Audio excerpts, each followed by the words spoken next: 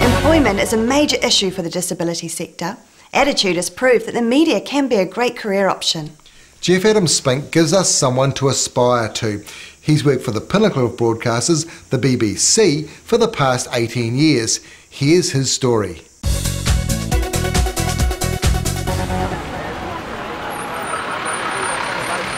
Hello and welcome to London. I'm Geoff Adams-Spink and this is the headquarters of the BBC right here in the heart of London's West End.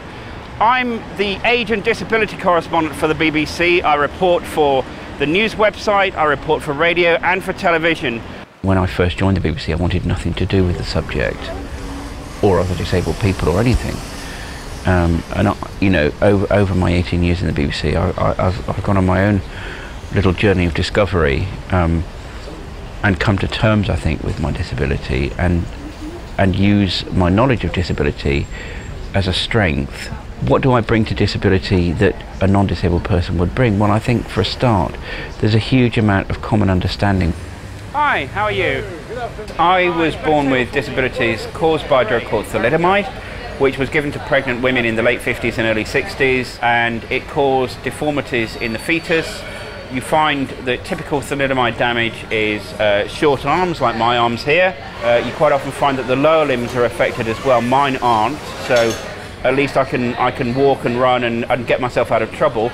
But I've also was born with one eye missing and very, very severely impaired vision in the other eye. I've got about 10% vision. Geoff's meeting the producer of the radio programme In Touch.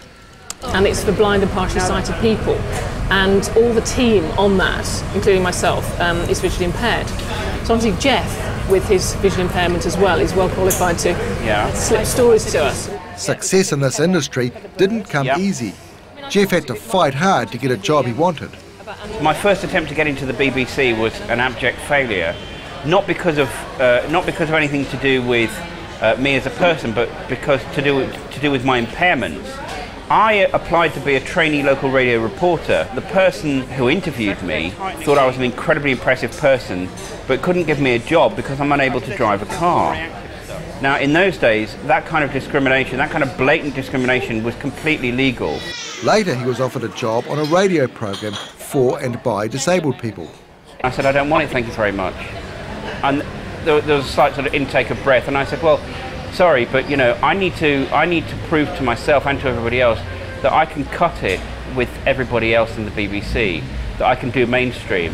Fortunately, I did get offered a job as a trainee in radio and television news, in with the mainstream, in with non-disabled people, and I did cut it and was sent all over the world. Assignments in Africa and the Middle East had a huge impact on him, both professionally and personally. Not bad, I remember during the first Gulf War, for example, I had a huge mortgage to pay at the time, and it was all hands on deck, and I worked 42, 12 or 14-hour days without a break.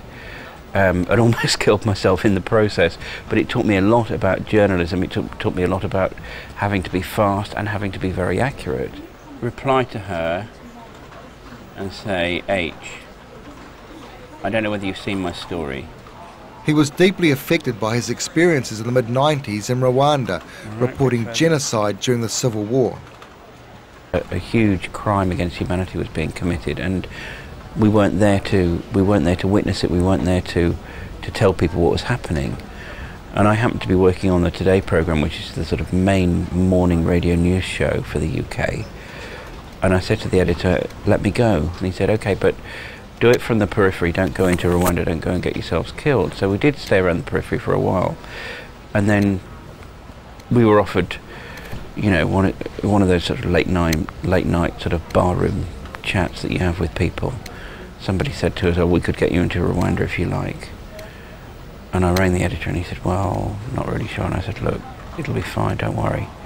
So in we went, and we, did do some reporting on the genocide firsthand, and it was extremely shocking. It was probably worse than I had imagined. Another important project was a radio programme Geoff produced on thalidomide. I interviewed my mother, and we spoke very candidly for the first time ever about how she'd reacted when I was born. And I know that was something that both of us found really difficult to do, but I think it was really important. And I think by sharing with the audience that conversation that we had, it perhaps helps other people to sort of clear away some of their baggage as well. What have we got email-wise then? Geoff ignored his disabilities as much as he could until he had a prolapsed disc in his 30s. He was off work for 6 months and changes had to be made. Yeah, and I went to the BBC and I said, listen guys, you know, the game's up, I'm a bit of a fraud here, I need to admit to you that I am disabled, I do need a lot of help. His employers responded by employing a full-time personal assistant. And I was so amazed at how much more I was able to do. In other words, how much I was able to concentrate on doing the job rather than worrying about bits of the job I wasn't going to be able to do. Geoff's work is also his life mission.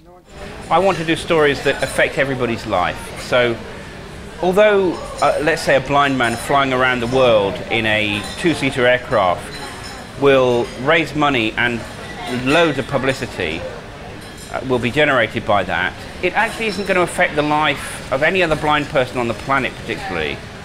I'm far more interested in measures, developments, things that will affect the lives of hundreds of thousands, if not millions of people. This, for example, is a story that I wrote yesterday for today, and it's about a new EU regulation that applies across the whole of the 27, I think it is now, countries that belong to the EU, and it means that disabled air passengers now have some form of redress if they face discrimination by airlines. It's going to affect about 7 million disabled people who take to the skies every year. There's one more appointment to keep today. This private room at the BBC Wine Bar is the venue for the Disabled Staff Forum. They keep tabs on disability issues within the organisation. Yes. It's easy if you're articulate and you know what you're talking about. Geoff says attitudes to disability have improved markedly over his working life. We're now encouraging people to become active citizens, to take part in politics, sport, culture, to avail themselves of educational opportunities and to be part of the world of work. And one of the other changes is all of the laws, rules and regulations that mean that the environment has to be more barrier-free than it has been up to now. When you tell a pub, for example, that they've got to make sure they've got accessible toilet facilities, at the time it feels like a huge hump to overcome. But, you know, remember, the same voices of reaction and conservatism were raised when people wanted to stop, you know, the slave trade or stop, you know, 9-year-old boys being shoved up to clean chimneys. You know, nobody would even dream about doing that now. From London, it's goodbye from me, Geoff Adams-Spink, BBC News, Davies Wine Bar.